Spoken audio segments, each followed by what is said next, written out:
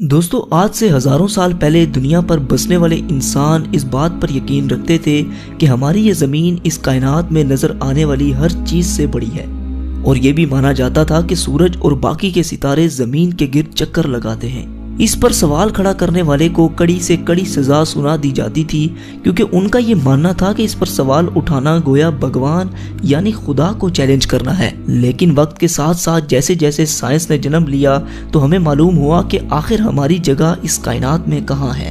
नाजरीन, आज आप अपनी सारी परेशानियां भुलाकर हमारे साथ एक सफर पर चलिए, जिसको हम अपनी जमीन से लेकर कायनात के आखिरी हिस्से तक तय करेंगे। तो चलें इसका आगाज करते हैं।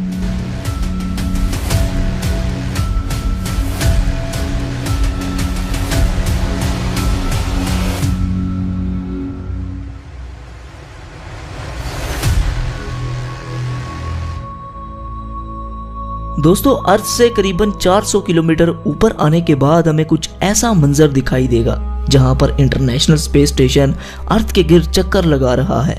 ये इंसानों का स्पेस में बनाया गया सबसे बड़ा स्टेशन है, जिसे आपने कई हॉलीवुड मूवीज में भी देखा होगा। जमीन से आने वाले रॉकेट्स को स्पेस में अगर किसी इमरजेंसी का सामना करना पड़े तो ये इन्हें फ्यूल और बाकी चीजें प्रोवाइड करता है। आपको ये सुनकर हैरानी होगी कि इंटरनेशनल स्पेस स्टेशन करीबन 27,580 किलोमीटर फी घंटे की रफ्तार से जमीन के 24 घंटे में 16 चक्कर मुकम्मल कर लेता है। और अब हम लोग चांद पर पहुंच चुके हैं। चांद से आपको जमीन का नजारा कुछ ऐसा दिखाई देगा। चांद के सरफेस को देखकर ऐसा लगता है कि पिछले कई अरब सालों में इसने कई एस्ट्रॉइड्स की मार को झेला है। कहा जाता है कि आज से 4.5 अरब साल कबल हमारी जमीन से एक चांद जितना एस्ट्रॉइड टकराया था, और इस टक्कर से निकलने वाला मलबा आहिस्ता आहिस्ता जमा होकर हमारी चांद की शक्ल में आ गया। ये जो कदमों के निशानात आप देख रहे हैं, ये नील आर्मस्ट्रॉन्ग और उनके साथी के हैं, जो 1969 में चांद पर एक मिशन के लिए आए थे। और ये निशानात तब तक कायम रहेंगे जब तक चांद कायम है, और शायद हमारे खात्मे के बाद तक कायम रहे, क्योंकि चांद पर एटमॉस्फेयर मौजूद ही नहीं है। और अब हम लोग पहुंच चुके हैं जमीन से 61 मिलियन किलोमीटर दूर मौजूद एक खतरों से बड़े प्लेनेट पर, जिसका नाम है वीनस।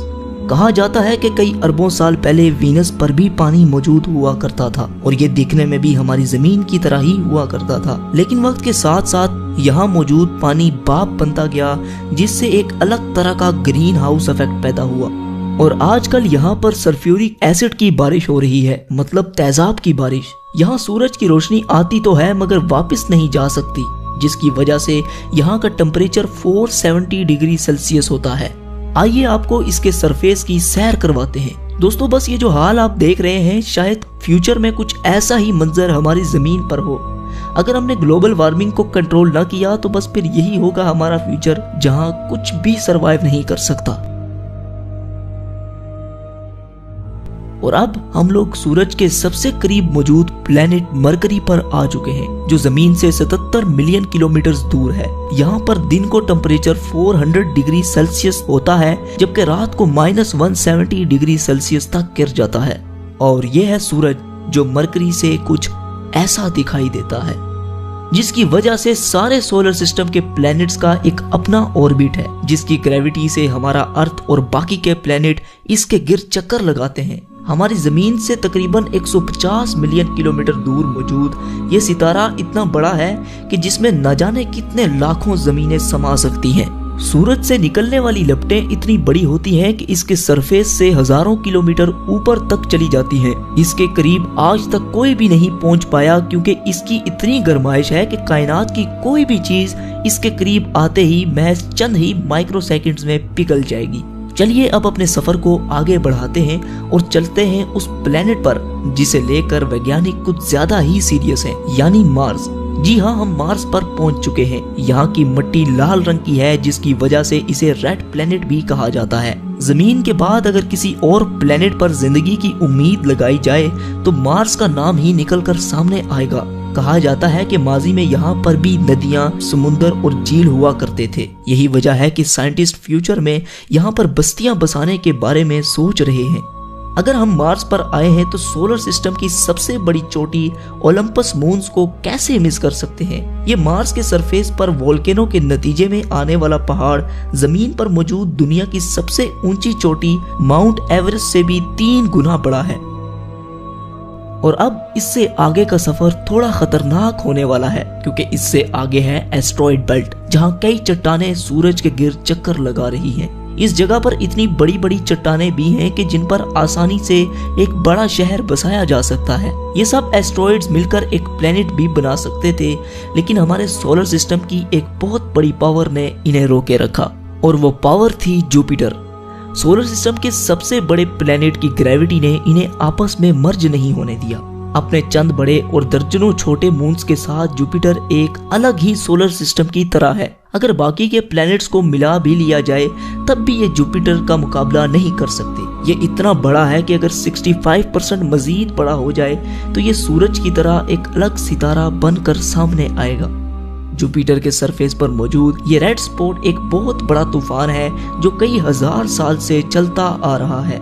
ये धब्बा इतना बड़ा है कि इसमें 3 अर्थ समा सकते हैं। जुपिटर जमीन की तरह ठोस नहीं बल्कि एक गैसेस से भरा प्लेनेट है। अगर आप जुपिटर की सतह पर उतरेंगे तो इस पर खड़े नहीं हो सकते बल्कि इसके अंदर दसते चले जाएंगे। और अब हमारी अगली मंजिल है सैटर्न। सोलर सिस्टम का सबसे खूबसूरत प्लेनेट सैटर्न अपने शाही छल्लों की वजह से जाना जाता है, जो इसकी सतह से लाखों किलोमीटर ऊपर तक फैले हुए हैं। इस प्लेनेट को हमारे सोलर सिस्टम का ताज भी माना जाता है। करीबन 62 चांद सैटर्न का चक्कर लगाते हैं। इनमें टाइटन सबसे बड़ा और एक मशहूर चांद है। टाइटन का एक अपना एटमॉस्फेयर भी है और इसके सरफेस पर नदियां, समुंदर और झीलें भी मौजूद हैं, जो पानी के नहीं बल्कि नेचुरल गैस के हैं। बिल्कुल हमारे अर्थ की तरह नजर आने वाले इस चांद के बारे में अंदाजा लगाया जाता है कि जब कई अरब साल बाद सूरज एक रेड जायंट बन जाएगा तब टाइटन एक हैबिटेबल जोन में होगा, यानी टाइटन उस वक्त रहने के काबिल होगा। दोस्तों, हम बातों ही बातों में अपने घर से इतना दूर आ चुके हैं कि यहाँ से अर्थ कुछ ऐसा नजर आता है। इससे आगे है यूरेनस और नेपट्यून, जो हमारे अर्थ से कई बिलियन किलोमीटर दूर हैं। यही वजह है कि इनकी खोज टेलीस्कोप इजाद होने के बाद ही मुमकिन हो पाई। इन प्लैनेट से आगे है क्यूपर बेल्ट, जो पिछले एस्ट्रॉइड बेल्ट से 20 गुना चौड़ी और लगभग 200 गुना बड़ी है, जिसमें करोड़ों की तादाद में कॉमेट्स, पत्थर और बर्फ से बने ऑब्जेक्ट्स मौजूद हैं, और हमारा प्लूटो इन्हीं में से एक है।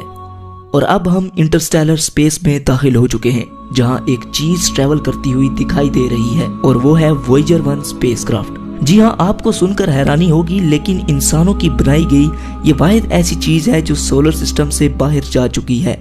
जमीन से तकरीबन 19 बिलियन किलोमीटर दूर जा चुके इस क्राफ्ट ने हमारे सोलर सिस्टम के कई राजों पर से पर्दा उठाया है। ये स्पेसक्राफ्ट तकरीबन 17 किलोमीटर फी सेकंड की रफ्तार से आगे बढ़ता चला जा रहा है। इसके बारे में हम आगे एक मुकम्मल वीडियो पर बात करेंगे। फिलहाल आगे बढ़ते हैं। दोस्तों, इस वक्त हम इतना दूर हैं कि यहाँ से सूरज एक छोटे से सितारे की तरह दिख रहा है। अर्थ पर सूरज की रोशनी तकरीबन 8 मिनट और 20 सेकंड में पहुंचती है, लेकिन यहाँ पर जहाँ इस वक्त हम मौजूद हैं, इस जगह सूरज की रोशनी पहुंचने में तकरीबन 1 साल लग जाता है। इससे आप अंदाजा लगा सकते हैं कि हम कितना दूर आ चुके हैं। यहाँ पर अरबों की तादाद में मौजूद कॉमेट्स इस बात को वाज़ेह करते हैं कि सूरज की ग्रेविटी अभी तक खत्म नहीं हुई। दोस्तों, कॉमेट्स का एक बहुत बड़ा बादल हमारे सोलर सिस्टम को घेरे हुए है, जिसे हम ओट क्लाउड कहते हैं। ये ओट क्लाउड खत्म होने के बाद सूरज की ग्रेविटी भी कमजोर पड़ जाती है, और अब हम जहाँ से गुजर रहे हैं यहाँ पर बिल्कुल अंधेरा छाया हुआ है। हम यहाँ पर अपनी आंखों से कुछ नहीं देख सकते, इसलिए यहाँ हमें देखने के लिए इंफ्रारेड विजन की जरूरत पड़ेगी। देखने पर यहाँ आपको अरबों की तादाद में तारे नजर आएंगे। वैसे तो हम बहुत दूर आ चुके हैं, लेकिन यूनिवर्स के मुकाबले में ये महज एक छोटा सा स्टेप है। लेकिन हम अपने करीबी सोलर सिस्टम की तरफ बढ़ते हैं, जिसका नाम है अल्फा सेंटोरी। यहाँ पर सूरज की किरणें 4 साल और 3 महीनों तक पहुँचती हैं। इसी सोलर सिस्टम में मौजूद एक प्लेनेट प्रोक्सिमा सेंटोरी के नाम से जाना जाता है, जो अर्थ ही की तरह हैबिटेबल जोन में है। अंदाजा लगाया जाता है कि शायद यहाँ पर एलियन लाइफ मौजूद हो सकती है। दोस्तों, ऐसे ही अरबों तारे हमारी मिल्की वे गैलेक्सी में मौजूद हैं, जिनकी सैर करना तो दूर की बात, इन्हें अपनी पूरी जिंदगी में गिनना भी लगभग नामुमकिन है। लिहाजा सफर को आगे बढ़ाने के लिए हम मिल्की वे गैलेक्सी से बाहर चलते हैं। ये है हमारी मिल्की वे गैलेक्सी, जिसमें न जाने कितने अरबों की तादाद में तारे मौजूद हैं, जिनमें से हमारा सूरज भी एक है। अगर लाइट भी हमारी मिल्की वे गैलेक्सी के एक कोने से दूसरे कोने तक ट्रेवल करे तो उसे भी 1 लाख से ज्यादा साल लग जाएंगे। और अब अपनी गैलेक्सी को छोड़कर हम इंटरगैलेक्टिक स्पेस में दाखिल हो चुके हैं, जहां हमारी मिल्की वे गैलेक्सी की तरह अरबों गैलेक्सीज मौजूद हैं, जिनमें हम अपनी गैलेक्सी को ढूंढ भी नहीं सकते। इन्हीं गैलेक्सीज के झुंड को एक लोकल ग्रुप कहते हैं। ये ग्रुप तकरीबन 10 मिलियन लाइट ईयर्स पर फैला हुआ है। आगे बढ़ने पर हमें ऐसे कई लोकल ग्रुप्स दिखाई दे रहे हैं। आप ये सुनकर हैरान होंगे, लेकिन ऐसे ही हजारों लोकल ग्रुप्स मिलाकर एक सुपर क्लस्टर बनाते हैं। यहाँ पर आकर अपना सोलर सिस्टम तो दूर की बात, बल्कि मिल्की वे गैलेक्सी को भी छोड़ें, यहाँ तो हमारा लोकल ग्रुप ही एक छोटे से तिनके के बराबर नजर आ रहा है। इससे आप अंदाजा लगा लें कि ये सुपर क्लस्टर कितना बड़ा है, जो कि 110 मिलियन लाइट ईयर्स पर फैला हुआ है। और ये भी हमारी यूनिवर्स के सामने एक छोटे से डॉट की मानिंद है, क्योंकि ऐसे 1 करोड़ सुपर क्लस्टर्स हमारी यूनिवर्स में मौजूद हैं। और ये है हमारा ऑब्जर्वेबल यूनिवर्स, क्योंकि इससे आगे ना तो हम देख सकते हैं और ना ही अंदाजा लगा सकते हैं। लेकिन सवाल ये है कि क्या यही है हमारी पूरी कायनात? क्या इसे ही हम अपनी पूरी यूनिवर्स समझें? तो दोस्तों, जैसा कि मैंने अभी कहा कि ये ऑब्जर्वेबल यूनिवर्स है। हम अपनी पूरी कायनात के बारे में जो कुछ भी जानते हैं वो सब इसके अंदर है। हो सकता है कि हमारी कायनात इससे भी बड़ी हो, लेकिन फिलहाल हम इतना ही जान पाए हैं। हमारी यूनिवर्स कितनी बड़ी है इसके बारे में हम कुछ भी नहीं जानते। दोस्तों, साइंसदानों का ये भी मानना है कि हमारी यूनिवर्स के अलावा कई और यूनिवर्स भी हो सकती हैं, जिनका हमें कोई अंदाजा नहीं। तो दोस्तों, आपका ये सफर कैसा रहा? हमें नीचे कमेंट सेक्शन में जरूर बताइएगा। जाने से पहले हमारे चैनल को सब्सक्राइब करके साथ मौजूद बेल के आइकन पर भी क्लिक कर दें। तो जब तक हमारी अगली वीडियो आती, तब तक के लिए आप अपना और अपने प्यारों का ख्याल रखिए। अल्लाह हाफिज।